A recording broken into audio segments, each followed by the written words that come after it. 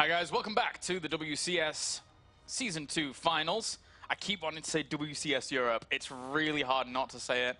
But here we are. We have Derelict Watcher as our first map here between NaNiwa and duckdeok. Meanwhile, on the other stream, on Stream A, there is Tasia versus Innovation as well. So we have our foreign hope in the form of NaNiwa here for Group C.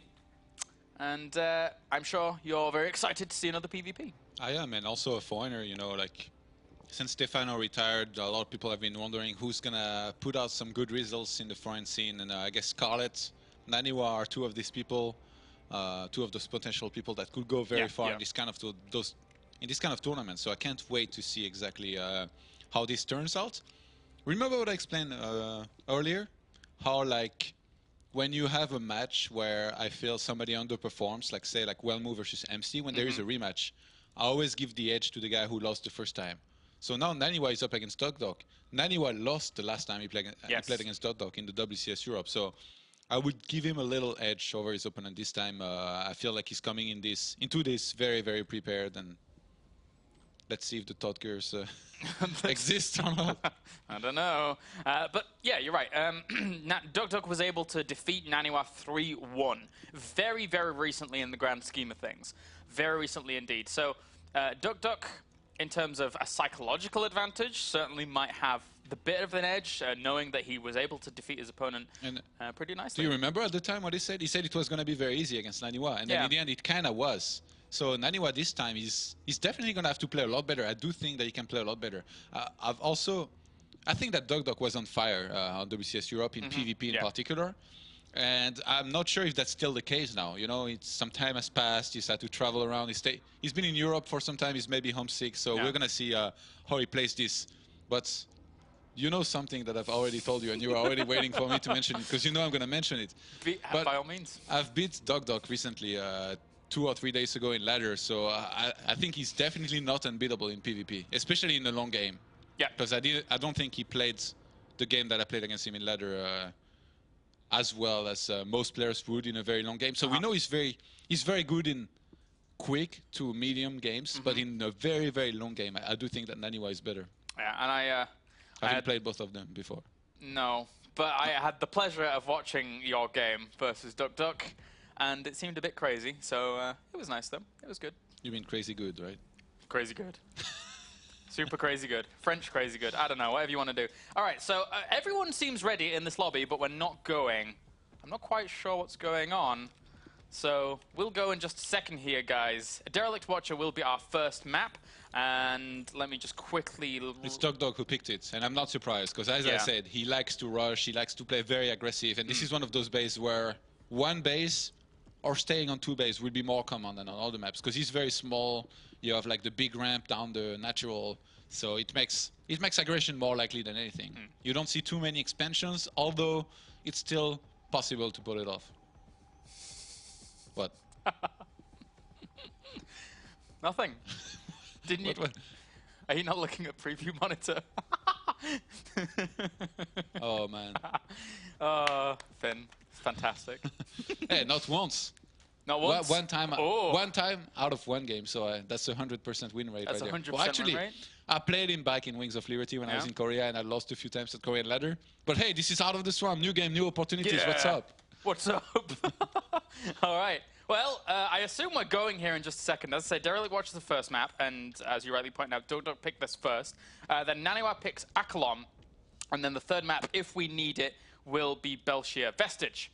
So I'm assuming we're going. Apparently our admin has fallen asleep, and we're just Forgot to give the host to someone. I guess so, man. I'm not quite sure what's actually happening here. Maybe he thinks that the game's already going. But aside from that, oh, there he is. Good luck, have fun. Awesome. Okay, so we can jump into game number 1 here. We've already had some cool games so far, actually. I've been enjoying. I really enjoyed Pult versus First, despite it being very much in favor of First. It's nice. It was a good lesson. Yeah, exactly. It's nice to watch a player that has a very, very deep understanding of a matchup, and then execute that I think even Jaedong versus MC, I mean, I didn't see the games entirely. I saw small moments of the games, but it looked like a lesson on how to play Zerg versus Protoss and how to make nice moves. And even though I'm Protoss and I usually root for the Protoss, I can really appreciate that one player does that. All right, guys, so let's jump into game number 1 here as we have Derelict Watcher, even our map, and spawning down to the bottom left-hand corner as our red Protoss representing Sweden and the Alliance. He is NaNiwa. And up to the top right-hand corner, we have our blue Protoss representing MVP and Korea. We have duckdeok. duckdeok was at Hazer Team Story Cup earlier, and he did not do well. He played a single map versus Nurcho, in which it really felt like it wasn't him playing. He wasn't scouting, he wasn't doing anything, he didn't spot the Spire against Nurcho. Yeah. And then it went really bad from there. Who would have guessed? He's gonna have to bring his A game today, because I was talking with NaNiwa, and this tournament is so important for him. Yeah. Whether he win or loses here, I know he has it in his heart. It's very, very important for him to perform well here, and I know he's gonna be very sad if he bombs out early. So he wants to advance out of the group. That's his first objective. He was telling it to me, and I think his strategies here are going to be important, but his execution overall, he's going to have to be close to perfect to take out duckdeok. Well, I have to kind of echo what you're saying. I can understand why it would be so important for NaNiwa. He now has the opportunity to claim... Excuse me? What is Nexus going first? on. I think he knows that NaNiwa almost never scouts. And NaNiwa is not going to scout. What the Jiminy Cricket? Why? Oh my... Double gas too by NaNiwa. This is like the worst possible build you could go. I think we talked about this like, I think it was like Oz who was saying like, I'm gonna go Nexus first in PvP, and then I gets destroyed. Yeah, but that was different. I talked with Oz about this, and he thought that he could defend against a regular 4-gate or aggression. But in this case, duckdeok is basically banking on NaNiwa not scouting. He knows that NaNiwa doesn't like to scout in the matchup, and he's gonna try to exploit that. And I have to say, you need to have some serious balls to try this. Oh yeah, yes you do. This match means a lot. Again, the step-ups in prize pool are huge. You don't want to be throwing away a single map, never mind a single series. So... You know, you have to be convinced that your opponent will not scout, because now, he didn't even leave a probe at his natural to spot if he gets scouted or not. He just made a Nexus, and NaNiwa could scout this and then not even show that he has seen it, and then proxy a pylon, go for some aggression, but... duckdeok, man. Bizarre, utterly bizarre, and it could entirely work. He has an opportunity to make it work here. Well, the 7-8 score is going to be on the way, and technically his warp gate tech is going to be a lot later than NaNiwa's, so he's going to have to be relying on, like, I guess photon overcharge eventually. Once, like, for defense and stuff? And I think it comes too late. You think? Yeah, I think it's just going to be getting units early on. Possibly the mothership core as well, yeah, where he made it on his expo. But he needs to get, like, usually it's like one zealot, one stalker, and then one sentry. But now, since he went for the double gateway, he might actually just chrono boost out stalkers, or just make stalkers and chrono boost his cybernetics core to try and catch up. NaNiwa going for the very quick Twilight Council here. This could be a lot of things. Yeah, I have to... You think Blink or Darktrain? I think probably Blink. Like, I'm not sure what he would do other than that. But then again, he doesn't really have that many stalkers. Oh, he is going for Blink anyway. But the thing is that we should mention to people out there that if you're watching this, don't try this on ladder. No, it's gonna go really bad for you. No, this only works because duckdeok knows his opponent, right? Yeah. And reading into your opponent this well can be very, very important here. NaNiwa has sent out a probe already. He's gonna start proxying pylons, and I think he wants to go for a 3-gates pressure here. He's about to spot the natural here. He's gonna know this was a very, very quick expansion. He's gonna be like, all right, you wanna go for this? I'm just gonna kill you. And it's gonna be so hard for duckdeok to hold. Look, he starts his robo now, but Blink is already gone quite a long way. Whoa, the mothership core, why did he do that, NaNiwa? That's definitely not supposed to happen. Yeah, that's pretty big. The gateways. Oh, NaNiwa throws down a Nexus? Because he lost his mothership core. Oh, wow. He was going to go for the aggression. You need the mothership core for time warp and like blinking up the ramp. But now instead of that, he goes for a Nexus. He has to play from so far behind. Do you think he's thrown off a little bit? Maybe he saw the Nexus. He's like, oh god, I never played against this. I'm just going to send my mothership core in hoping there is no stalkers. But there was stalkers. Yeah, well, there's even... He could have even recalled. He kind of choked here, I feel. Yeah, this is again, I can only describe it as bizarre here. duckdeok has now got a pretty good defensive position. He has Photon Overcharge, he has Force Fields, he's Chrono boosting double probes out. He's Chrono boosting out so many probes. Is it 38 to 27? Oh my god. This is... I don't know how NaNiwa's going to deal with this. He's getting a Robo behind this, which... I mean, you don't need to get against somebody's Robo, obviously. I think one of the best things he could have done, maybe gone for double Stargate. Committing too much to Blink Stalkers wouldn't be good. He should fake aggression with Blink Stalkers, maybe try to snipe a few probes here and there. But he has to be very... Oh, he's thinking about blinking out the ramp! Yeah, he is. But duckdeok is in position, and NaNiwa will see that. Very nicely done here. Yeah, I would have blinked up. Well, that hallucinated Phoenix doing its job very, very well. He's moving to the front here, but there's an observer there for duckdeok to spot any movement that would occur. So duckdeok is so well defended across these two bases. NaNiwa's not going to be able to get anything done. Maybe just this cute blink micro, but other than that... The 4 Stalkers blink barrage, that's not going to do too much usually. And look at duckdeok's army. It's getting quite big. 33 army supply against 19. 50 probes to 35. If he just goes for a timing with a single Colossus, I think he just right out kills NaNiwa. He's getting the Robo Bay now. And he's going to have a good number of Immortals under it as well. I think he's going to do what I said. Yeah, there's the Warp Prism on the way for duckdeok, so he could even go for harassment and just try and hurt his opponent even more off that. And duckdeok is trying to scout, but NaNiwa keeps catching these hallucinated Phoenix in the middle of that. That's a really good move by him. But again, this army from duckdeok, it looks too strong. Well, more like NaNiwa's army. It doesn't look too strong. No. Just the 4 Stalkers and 3 Sentries back at home, 1 Zealot as well. He's going to start chrono boosting out some Immortals, but he's behind on everything. He's got... The only thing he has going for him is the Blink, which he cannot even exploit, because making many Stalkers now would be really bad. So duckdeok is in a dominant position now, and I think he's just going to look to finish this game. 3 gateways on the way now for duckdeok as well, just to continue reinforcing when he wants to. The Stalkers just move straight on forward here against this. He does lose one of them, but again, army supply is still 45 to 33. He will be able to reinforce a lot quicker than NaNiwa, thanks to the fact that he has that earlier production so much faster. And it's going to be up to NaNiwa to hold this ramp with Force What Fields. did he just kill? Oh, the Observer. I think, yeah, an Observer. And the Warp Prism is going to fly into the main. This is a very good way to exploit your supply leads. Sending a Warp Prism in the main with some Zealots, warping in a lot of extra Zealots. If you have more army, you can't always attack up front because your opponent has Force Fields, especially if you don't have Colossus, like duckdeok doesn't now. And I'm surprised he didn't go for the Warping in the main, plus the attack at the natural now. But I guess without this Colossus, he's still exposed to getting Force Fielded. And this hallucinated Phoenix will end up spotting that third base, so NaNiwa knows what he's playing against. But even with that third base going down, unfortunately for NaNiwa, I just don't think he can do anything about it. He's going to try and move out towards it, but even still, this army should be able to shut that down pretty easily. And NaNiwa, whoa! Can he get the cancel on the Nexus? No, I don't think so, but maybe actually.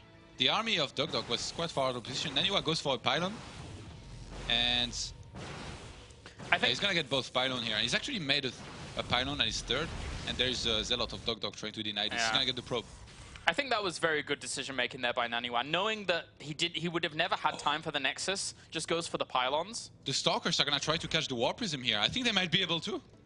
May do. duckdeok is gonna have to react so fast, but these Stalkers, they're gonna snipe the Warp Prism, which has already lost his shield. Oh, NaNiwa! Oh, he just barely missed it. Oh. He's gonna see it with the pylon, and he's gonna try to come back, but the Warp Prism is too fast. Yeah, it's going to be very difficult to actually try and hunt that down. Maybe he was trying to reroute it with that one Stalker. You think he gets it? No, there's no way at this point. Won't even try actually at this point. Yeah. And, duckdeok already having the +1 attack upgrade, he's going to go for the +2 now. He wants to exceed, he's getting Colossus. NaNiwa, surprisingly, he's not doing too bad supply-wise. I mean, he's been making probes very continuously, which is exactly what you want to do if you want to come back in a standard game from there. He's added on a lot of extra gateways. He could go for his own +2 from there. He's actually throwing down the Templar Archives, so he's still late on that compared to duckdeok, but if duckdeok attacks, remember duckdeok versus Wellmo and Newkirk? Oh yeah, I do. It's possible to throw away a game like this if you're not careful. Yeah, it certainly is. You don't want to be clumped up too badly. Concave's always very, very important, even in these mirror matchups. And Warp Prism now for duckdeok trying to go around the left-hand side here, but NaNiwa's third base is extremely late in comparison to duckdeok, so that income advantage heavily in duckdeok's favor, as is production advantage, as is tech advantage. NaNiwa still has a huge mountain to climb here in game number 1. 66 army supply to 85, but look at duckdeok. He's been chrono boosting a bunch of probes still. or at least making probes, and he's on 68 to 55 now. So this is, things keep on getting worse here for NaNiwa. And duckdeok, look, one cannon in each mineral line. He wants to make sure he doesn't die to something like Dark Templar. Yeah. Sending one Dark Templar in each mineral line could cost you games, even when you're far ahead. He does not want to take the risk, and I completely agree with that. Yeah, it's a very nice defensive setup here for duckdeok. Army supplies, once again, 89 to 76, with NaNiwa trying to get out +2 weapons, but duckdeok's moving across the map here, and he could actually try to hit before that finished up. He has still a 60-second window, but I don't think he's going to take the engagement just yet. And anyway, he needs more Colossus, I think. At least one more will really, really help in the upcoming fight. duckdeok is actually on just 2, but he's got one more Archon. Oh, he's gonna attack in a position where NaNiwa cannot have the photon overcharge. He can just time warp at best. Oh, he has to be careful. Might get feedback. Ooh, has to be very careful. You're right, though. Those High Templars looking for that feedback. And he sends one forwards continuously with those Zealots now moving forwards as well. Very well Zealots done. Doing a lot of damage to that one Colossus. They were pretty much easy kills, so other than that. Oh, and the Templar is being sent forward. duckdeok is gonna go for it. This one Templar, can he land that feedback? And he does get it, but there was already a time warp down there. duckdeok tanking a lot of damage with these Archons at the front, and NaNiwa's army is getting absolutely shredded here. There you go, GG. duckdeok in game number 1 wins with Nexus first. Not sure what else to add. This, if you're NaNiwa here, you look back at this game and you're like, Nexus first? Like, seriously? Like, how did this happen? He cannot even check the build order. So like, the way he played it, he scouted the natural kind of late. He might be thinking this was a pylon, gate, gas, and then Nexus or something like that. But this was actually Nexus first. I think even if I was in NaNiwa's shoes, even after playing against it, I still wouldn't believe it. I would have liked to watch the replay or something to really clearly accept it, and then I still wouldn't. And this isn't just mindless caster hype. This is like a pro player, a Protoss player saying that this is just, it's beyond. This doesn't happen like almost ever. Nobody really has the guts to go for this. And duckdeok, I guess he does. I'm very, very impressed. I mean, he impressed me during WCS Europe. Admittedly, a lot of it was PvP, and we only really got to see just his PvP, which is fine. I mean, he wins tournament like that, that's great. But being able to just pull out something like that is crazy, and making it work. I don't know how NaNiwa kind of reacts to that. NaNiwa is a player also who can't get put on tilt after just one loss or any game going really wrong. He might, knowing NaNiwa right now, he's thinking, oh my god, how could he do this to me? Like, how could he go for such a greedy build? This is so risky. I don't understand this player. And then from there, if you go on tilt, everything's going to go wrong. You need to stay calm. You need to make sure you can play your best. And this is going to be so hard for NaNiwa to stay focused at this point. I know that I will be very, how to say, disturbed after a game like this. I will be feeling off my game completely. Well, countdown's begun here for game number 2. Acheron Wastes will be our map, and I am very interested to see what happens here. I'm pretty sure we're not going to see a Nexus first again. Are you now? Wouldn't be the first time you're wrong today. Thanks, Todd. So, yeah, this is going to be interesting. duckdeok here, currently 1 game up, looking to advance on to play either the winner of Innovation or Tasia, and then the loser will play, obviously, the loser of that match. So let's jump into game number 2 here, guys, as we have Acheron Waste the map. Spawning down to the bottom right-hand corner, our red Protoss, representing MVP in Korea. He is duckdeok. And up to the top left-hand corner, we have our blue Protoss, representing Sweden and the Alliance, one of the only foreigners here in this tournament. There's only 3 of them left, in fact. Oh, wait, no, is Grubby already gone? Did Grubby? Yeah. So we only have 2 foreigners left. We only have NaNiwa and Scarlet. So NaNiwa and Scarlet fighting for foreign pride here. And this is NaNiwa. NaNiwa, he's... I said I would give him the edge here in this match, which is a rematch, but I'm a little bit surprised by duckdeok's choice, or more than a little bit, actually. Because, especially because as much as you can do what he did to try and get like a sure win, or at least a very good lead in a game with a good build order advantage, he doesn't need to do that to win. He proved it before. That's why it's even more shocking. He could just play standard and outplay pretty much anyone. But instead of that, he chose to go for a very risky build that could either put him very far ahead or lead him to die almost instantly. Well, I think that it shows huge, huge confidence in himself here. in this matchup, more so than you see in most mirror matchups. There's not a whole lot you can get away with in other mirror matchups that is that crazy, unless, say, for example, it's a TVT and you guarantee you know your opponent's not going to go for a Reaper and then you go for a command center first. You can't guarantee that. Huh? Well, it's this is a tough one here. duckdeok, again, even if he'd lost that game, there's still that confidence factor in him. There's like, well, I'm going to go for this, and if it works, it works, but if it doesn't, I still have 2 games that I could probably win on. Good points. So, lots of confidence. Is he going to do the probe thing for the core? He is. I think he did it with the gateway as well. Look. Oh no, he's not in the right position. He did it with the gateway. Curse. He did it with the gateway, man. Wrong about everything. Darn. Anyway. So he's doing 3+3 very early on, you notice? Yeah. Only 12 probes on the minerals, and NaNiwa was doing the same.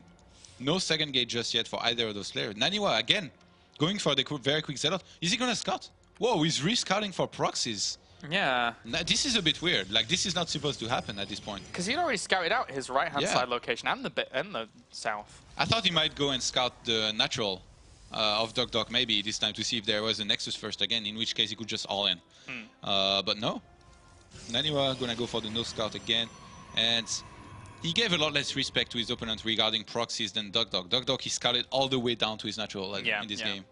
He's certainly taking good precautions here, and from the back of that, he now decides to go for Stargate. So, quick Stargate. Yeah, very quick Stargate. So it's going to be the Oracle, I would imagine. And then, do you think he would end up following up with Phoenix? Well, the Twilight Council's already gone down for NaNiwa as well, though. Yeah, usually it's an Oracle into Phoenixes, but sometimes you can just go Phoenix straight away. But remember the replay that I showed you of me against him? He went Oracle first and then Phoenixes. That is true. Of just one gateway.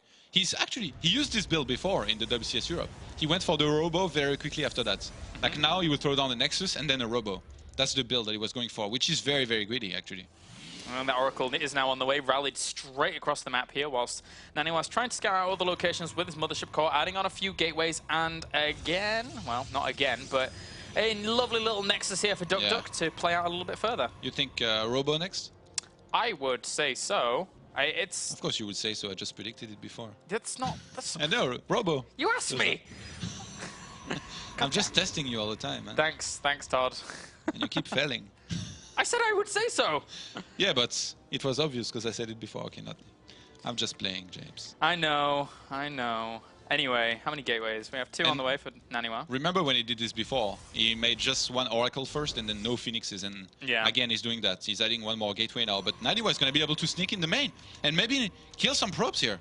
Because there is nothing back at home that can attack air for duckdeok. The Stalker's in the middle of the field, just not really there for him. So Warp Gate is about to finish now.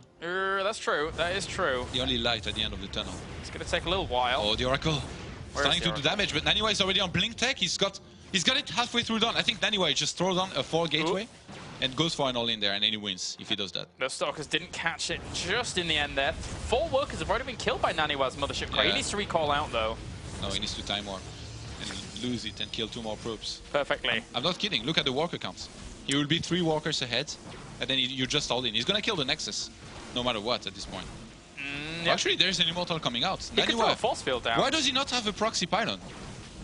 This is really weird. There is a pylon, but it's very, very far away. And look at that with the Photon Overcharge. Trying to focus down that Sentry, does get it. And Evan's going to get the Zealot as well. So that pylon, I'm sorry, but that's not a proxy pylon. That's a pylon on the map. Yeah. it's pretty far away, I must admit. Proxy means proximity. And NaNiwa is actually going to leave 2 Stalkers. He has to leave 2 Stalkers back at home because of the threat of the Oracle. And he's going to have to go for the kill very, very soon. Maybe when the Photon Overcharge ends. But if the Void Ray and the Immortal are not out on time, even if they're out, NaNiwa, he has some of the best Blink, not only placement, but micro as well that I've seen. Like, he will literally snipe Void Rays and then blink out, not losing anything every single time. Dude, Void Ray Immortal is pretty cool early on, though. I do like it. As duckdeok here, he's going to push down here. Those 2 Immortals have a lot of firepower. Whoa, killing off the Stalkers very, very quickly. NaNiwa tried to blink out. He lost one of the Stalkers. Trying to micro back that Immortal, and he will micro it back, but just for a little bit, as those Stalkers blink up for NaNiwa again and kill that off. Yeah, and NaNiwa, he needs the 2 Stalkers that he has back in his main, his middle line. He needs to leave the Mothership core back at home. When the Oracle flies in, he can photon overcharge, and then he needs those 2 Stalkers to keep on applying pressure. But at this point, he's just going to give up with it. He's going to go for, for a natural, like in the previous game. I don't think this is going to be good. I think he lost a lot there in terms of how many Stalkers for how much trade he got, because he knows that his opponent's Nexus was up way earlier than him. He had to try and do damage, but there was so much firepower for duckdeok. So duckdeok retains a very strong lead here, I would say. I'm really surprised that duckdeok goes for this kind of build, because there's a lot of things that he could be weak against, like some kind of 3-gate pressure. I think he would die or take a lot of damage. But he goes for these builds, and every time that he does it, his opponent, they don't go for the build and counter him. So I have to say he's been very, very fortunate in that regard. I think also NaNiwa is looking to just, well, I thought he was going to wait for a hallucination and just blink up with these Stalkers, but seemingly not. The Observer's going to trundle on down there, and it would have seen them had they stuck around. But this is if you're in NaNiwa's shoes here, how do you play this out? Knowing that your opponent's Nexus was so early, what corners do you try and cut? I think he just needs to chrono boost out a lot of probes, stay on minimal units now. Try to see when his opponent's going to attack, which might be very, very soon actually, because duckdeok is getting Void Race and Immortals, so I think he's just going to hit the timing to try and kill his opponent's mass Blink Stalkers. And it's going to be really hard for NaNiwa to have enough. I mean, he just got his expansion. If you look at the army supply, right now it's 22 to 36. He's going to keep on extending in duckdeok's favor, so it's going to be just so hard for NaNiwa to win this, I think. Is this, is it a telltale sign that he just doesn't have his gases at his natural as well for? Not yet. I guess it will be a little bit late to make them now, but still not too bad. But the thing is, he's added an extra gateway, and he's made so many Void Race plus Immortals. Like, this is perfect for timing against Mass Stalkers. Yeah.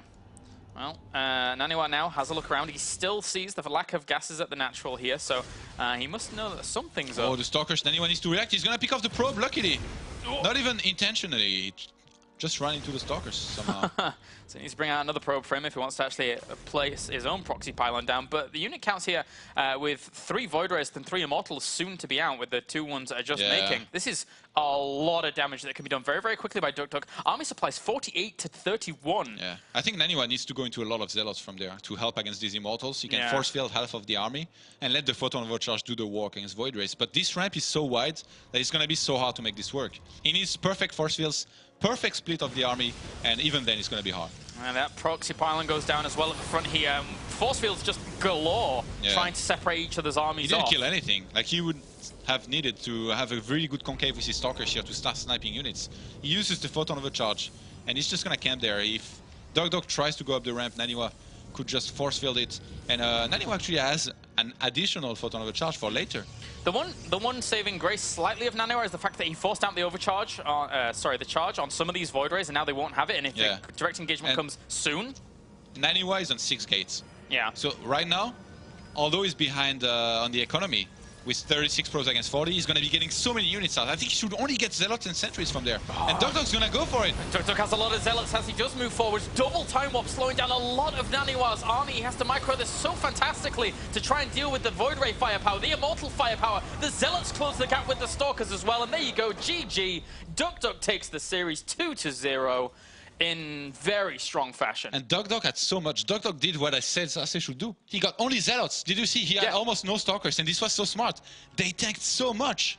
And then the Void Race and the Immortals, let's just say they're quite happy behind this. They are being left untouched, and they do their work.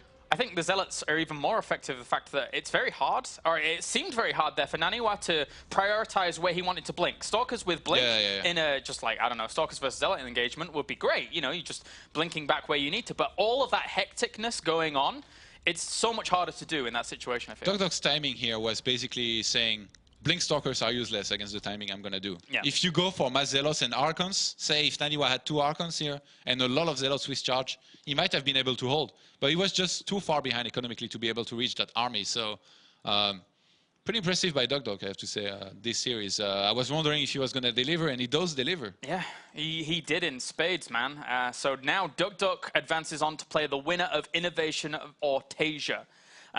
Which is currently still in its first game. Looks good for Innovation in the first game. It's on A stream right now, of course, if you want to watch this. Certainly do, certainly do. All right, guys, we shall be back in just a little bit once the series on the A stream has concluded. We can't really do too much about the downtime. Sorry about that. We're trying to sync up streams.